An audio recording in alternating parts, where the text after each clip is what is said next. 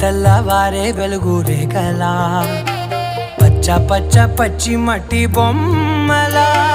అల్లి బిల్లి వెన్న పాల నురగలా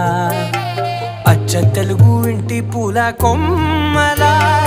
దేవదేవుడే పంపగా ఇలా దేవతే మా ఇంట అడుగే పెట్టెనంట బ్రహ్మ కళ్ళలో కాంతులే మా అమ్మలా మా కోసం మళ్ళీ లాలి పాడేనంట.